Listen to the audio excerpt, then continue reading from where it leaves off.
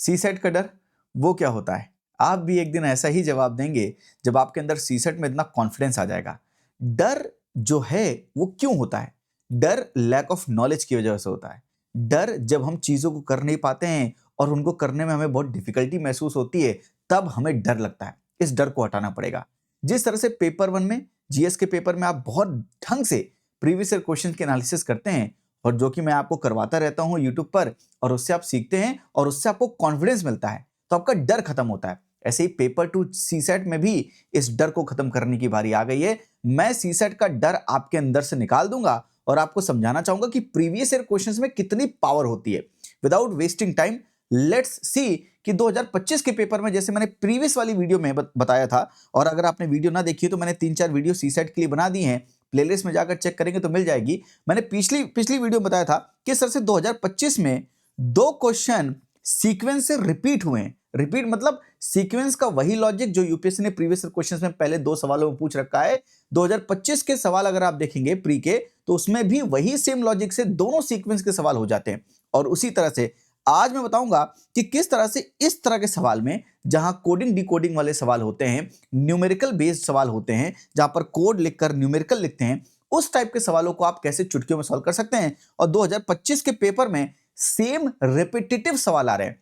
Previous year questions का analysis करेंगे तो आपको सीसेट में, सीसेट एक सिलेक्शन गेम है। आप एग्जामिनेशन में इजी क्वेश्चन को पिक करेंगे जो बार बार रिपीट कर रहा है यूपीएससी, उनको करेंगे और कंफर्टेबली 80 प्लस स्कोर कर लेंगे। और उसके बाद आपको डिफिकल्ट क्वेश्चन जो डिफिकल्ट लग रहे हैं लगने दो। आपको कौन सा 200 में 200 मार्क्स लाने सीसेट में, सिर्फ क्वालिफाई ही तो करना है, कट ऑफ थोड़ी क्लियर करनी है जीएस की तरह कि दूसरों से अच्छा परफॉर्म करके कट ऑफ क्लियर करके आपको मेंस देना है। सीसेट में सिर्फ और सिर्फ आपको क्वालिफाई करना है। उसके हिसाब से हम क्वेश्चन को सिलेक्ट करेंगे। कैसे? एक मैंने आपको स्ट्रेटजी बताई है कि आपको फिर करना क्या है, ऐसे किन क्वेश्चन को सिलेक्ट करना है। तो आपको हर एक टॉपिक में, जैसे रीजनिंग अगर देखें तो रीजनिंग में बहुत टाइप के सवाल पूछता है यूपीएससी। उन टाइप के सवाल में एक बड़ा इंपॉर्टेंट टाइप है कोडिंग डिकोडिंग, जहां पर अल्फाबेट बेस्ड भी पूछता है और न्यूमेरिक बेस्ड भी पूछता है। ये दोनों टाइप के सवाल कोडिंग डिकोडिंग से आते हैं। तो यूपीएससी ने 2025 में न्यूमेरिक बेस्ड 2 क्वेश्चन पूछ रखे हैं। 2023 में अल्फाबेट बेस्ड भी क्वेश्चन पूछ रखे हैं। आइए मैं आपको दिखाता हूं और दिखाता हूं कितनी इजीली सेम लॉजिक से हो जाएगा। लेकिन साथ में आप भी मेरे साथ जरूर करेंगे। 2018 का ये सवाल है। Ramon RAMON is written as 1 2 3 4 5 and Dinesh is 6 7 5 8 4 9, then HAMAM कैसे लिखा जाएगा? अब देखिए, इन चीजों में, इन टाइप ऑफ क्वेश्चन में आपको लॉजिक ढूंढना पड़ता है कि रेमन कैसे लिखा गया। तो अगर आपने ये प्रीवियस ईयर क्वेश्चन किया होता तो आपसे जो 2025 में सवाल पूछा गया वो आराम से हो जाता। ये किस लॉजिक से दिया गया?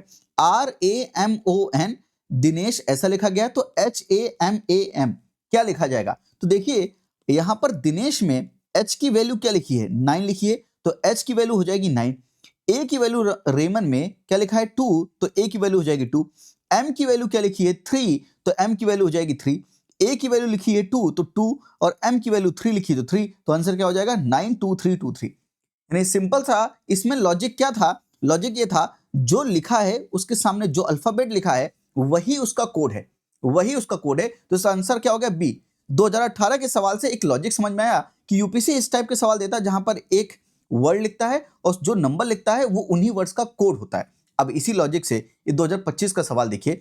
If France is coded at 6 5 4 3 2 1 and Germany is coded at 9 1 5 8 4 3 7, तो बताइए यमन को कैसे कोड करेंगे? Same logic. इसका जवाब पहले मुझे आप कमेंट सेक्शन दे दो। आपके अंदर वो जोश आएगा और कॉन्फिडेंस भी आएगा कि सेम लॉजिक से सेम सवाल आ रहे हैं और फिर भी आप कितना डर रहे हैं। और हर एक सवाल बाय द वे 2.5 मार्क्स का होता है। तो पिछली वीडियो से 5 मार्क्स आपने गेन कर लिए और इस वीडियो से भी 5 मार्क्स गेन हो जाएंगे। 10 नंबर आपके यूं 2025 के प्री में आपको मिल जाते हैं। बहुत इजी क्वेश्चन है ये। कैसे लिखेंगे? वाई का कोड क्या लिखा है? वाई का कोड है 7, तो यमन में 7 हो गया।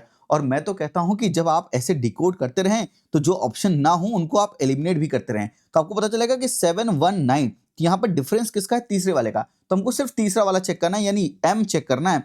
और M क्या है? M है 8, तो इसका आंसर क्या हो जाएगा? 7 1 8 1 3। सारे चेक करने की जरूरत भी नहीं है, बहुत कम टाइम लगाना है। तो सिर्फ आप देखिए, ऑप्शन से एलिमिनेट कीजिए, कौन से ऑप्शन में कौन सा कॉमन नहीं है उसको चेक कीजिए और तुरंत आंसर तक पहुंचिए। तो ये लॉजिक क्या सेम है जो 18 के सवाल का लॉजिक था कि जो वर्ड्स लिखे हैं उसके सामने जो वर्ड्स लिखे हैं उन्हीं को आप मैच कर लो तो आपको तुरंत लॉजिक मिल जाएगा। नहीं, प्रेशर में आप लॉजिक जब ढूंढने जाते हो तो आपका दिमाग बहुत खराब होता है और लॉजिक आपको नहीं मिलता है। चलिए, ये 2025 का पहला सवाल मैंने आपको दिखाया। आइए मैं दूसरा सवाल दिखाता हूं। उससे पहले 2024 का ये बेहतरीन सा सवाल देखिए। If certain code ABCD is written as 24, कह रहा है ABCD को अगर हमने 24 लिखा है और EFGH को हमने 1680 लिखा है, तो बताइए IJKL को हम क्या कोड में लिखेंगे। अब फिर यहां पर आप दिमाग लगाएंगे कि भाई ये 24 कैसे लिखा है, 1680 कैसे लिखा है। तो अगर आप ये प्रीवियस ईयर क्वेश्चन 2024 का कर रहे हैं तो आपको धीरे धीरे अगर आप इसको आपने किया तो अब 24 आप निकाल रहे हो तो कैसे आएगा। ए को आप लिख सकते हो, तो ABCD जब हम लिखते हैं FGHIJKLMNOPQRSTUVWXYZ, ये अल्फाबेट आपने लिखे हैं तो आपको पता है कि ए का नंबर क्या है, ए पहला अल्फाबेट है और ऐसे करके जेड जो है वो 26 है। तो ए की वैल्यू 1 है, फिर बी कौन सा नंबर पे है 2, सी 3 4। तो अगर ये 1 2 3 4 है तो 1 2 3 4 को जब मल्टीप्लाई करेंगे तो क्या आएगा 24 आएगा। तो लॉजिक क्या है, यानी अल्फाबेट जिस नंबर पर प्लेस है वो नंबर लिखिए, उन नंबर्स को मल्टीप्लाई कीजिए और 24 आया। इसको हम क्रॉस चेक करते हैं EFGH के साथ। E का मतलब है 5, F का मतलब है 6, G 7 और H 8। तो ये कितना हो जाएगा, ये कितना हो जाएगा भाई 5 6 30 30 एंड 56। तो कितना आएगा 3 6 18, 3 5 15 1 16, यानी कितना आया 1680। तो क्या 1680 आया, बिल्कुल। मतलब ये अल्फाबेट्स के जो नंबर पर प्लेस हैं उनको मल्टीप्लाई करना है। इसी लॉजिक से IJKL क्या हो जाएगा, अब मुझे तुम कमेंट सेक्शन बता दो। I की वैल्यू कितनी होगी, I की वैल्यू है 9, J 10, K 11 और L 12। तो 90 इंटू 11 इंटू 12 आप निकाल लीजिए कितना आएगा भाई, बता दीजिए एक बार। 990 इंटू 12 आप सिंपल कर दिए, 2 9 18 यहाँ से लगे 1 2 9 18 1 19 990। सिंपल मतलब हम मैथ्स कर रहे हैं।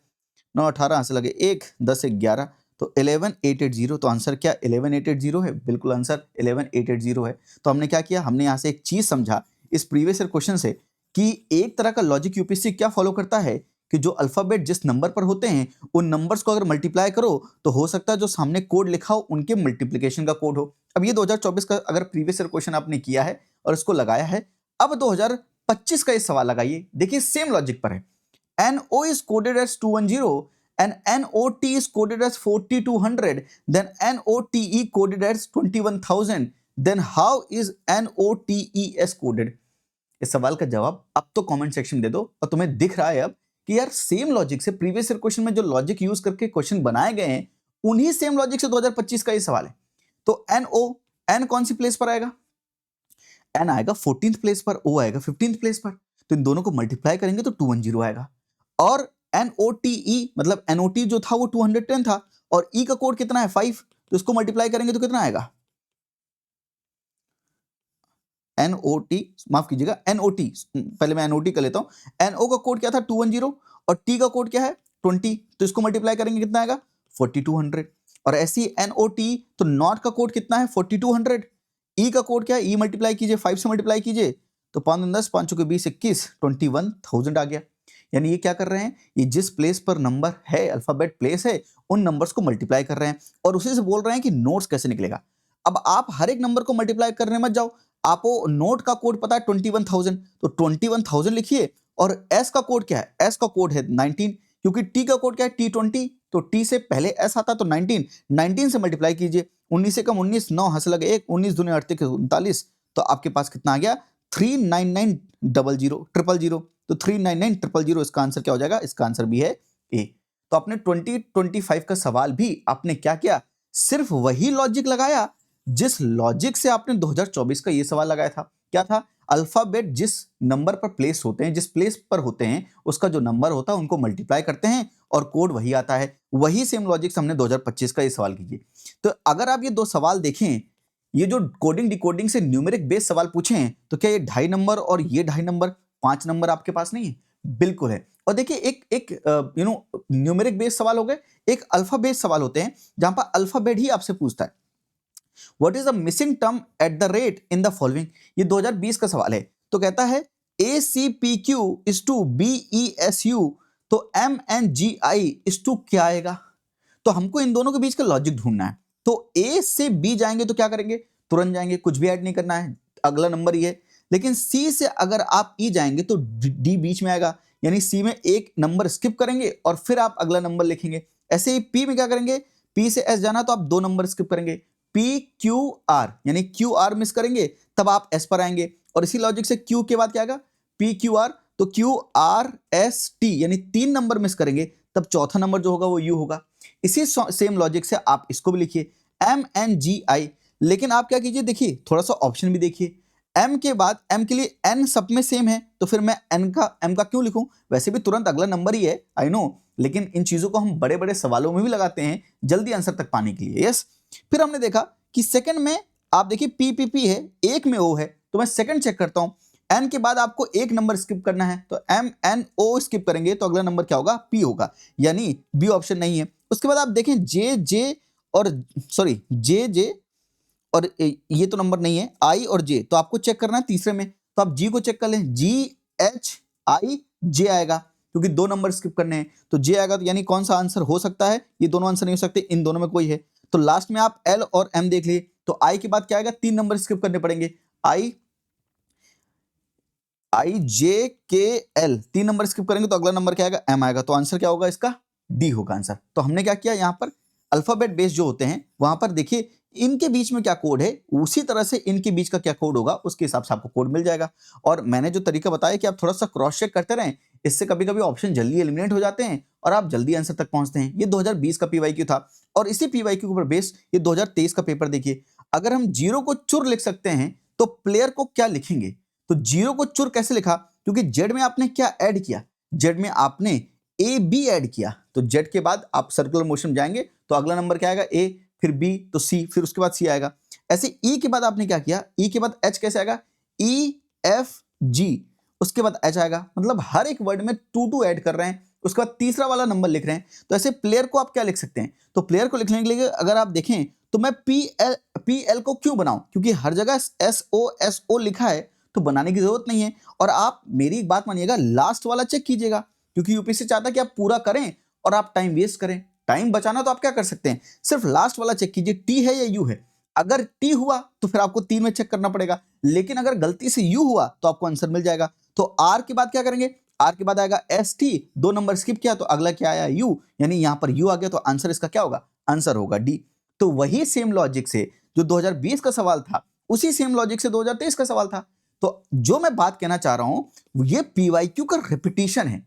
सीसेट में बहुत से सवाल ऐसे हैं आप जिनको सिलेक्ट कर सकते हैं जो सिर्फ और सिर्फ PYQ के रिपीटिशन है। और आपको इजीली, मैं बोल रहा हूं easily 15 to 20 question maths and reasoning से मिल जाएंगे जो बार बार रिपीट हो रहे हैं, चाहे वो डायरेक्शन का सवाल हो, चाहे वो स्पीड डिस्टेंस का सवाल हो। कई ऐसे सवाल हैं जो सिलोजिज्म का सवाल हो जहां पर आप all chairs are tables, all tables are pen, इस तरह के सवाल होते हैं। बहुत से ऐसे सवाल है जो बार बार रिपीट हो रहे हैं, आप उनको पिक करके सेलेक्ट करके इजीली 80+ स्कोर तक पहुंच सकते हैं। तो मैं आपको जो समझाना चाह रहा था, ये दोनों वीडियो जो मैंने अभी बनाई है लेटेस्ट वाली, इसमें मैंने आपको 2025 के 2 सवाल इस वीडियो में और 2 सवाल उस वीडियो में 4 क्वेश्चन दिखाए हैं जो एग्जैक्ट PYQ का रिपीटिशन है। और ये जो मैं काम कर रहा हूं ये कहां पर कर रहा हूं, मैं हर एक टॉपिक में कितने टाइप के सवाल पूछ रहा है और उन टाइप के सवालों में कितने कॉन्सेप्ट की जरूरत है, विदाउट फॉर्मूला कैसे सॉल्व करें और उन PYQ की प्रैक्टिस कैसे करें, उसके लिए मैंने एक सीसेट का कोर्स भी लॉन्च किया है जो 3 फरवरी 2026 से स्टार्ट हो रहा है, जिसकी फीस 2499 प्लस GST है। जहां पर मैं आपको कॉम्प्रहेंशन भी बताऊंगा। कॉम्प्रहेंशन में 27 क्वेश्चन में 23 क्वेश्चन आपके करेक्ट होंगे और वो भी 40 मिनट में आप कर पाएंगे। ये मिनिमम बोल रहा हूं 22 23 आप आराम से कर पाएंगे, 40 मिनट में सॉल्व कर पाएंगे। एंड मैथ्स एंड रीजनिंग में मैं आपको without formula, much formulas use नहीं करेंगे, विदाउट फॉर्मूला PYQ की हेल्प लेकर टाइप ऑफ क्वेश्चन को समझकर उन चीजों की प्रैक्टिस करेंगे जो एग्जामिनेशन में पूछी जाती है। एंड इजिली हम 13 to 20 क्वेश्चन जो हैं वो सेलेक्ट करके एग्जामिनेशन में इजिली 80+ स्कोर करेंगे। मिनिमम इनपुट पर मैक्सिमम आउटपुट आएगा। ये स्मार्टेस्ट सीसेट कोर्स जो मैं 3 फरवरी से ले रहा हूं, ये आपके सीसेट के फेलियर को सक्सेस में कन्वर्ट कर देगा, सीसेट के फियर को कॉन्फिडेंस में कन्वर्ट कर देगा। www.hopetushan.com लिंक डिस्क्रिप्शन में है, जाके सीसेट का कोर्स आप ज्वाइन कर सकते हैं। I'll see you in the course। आज के लिए इतना ही। ख्याल रखिए, हंसते रहिए, मुस्कुराते रहिए और डर से अगर जीत गए तो सिलेक्ट हो जाएंगे। थैंक यू, नमस्ते, जय हिंद।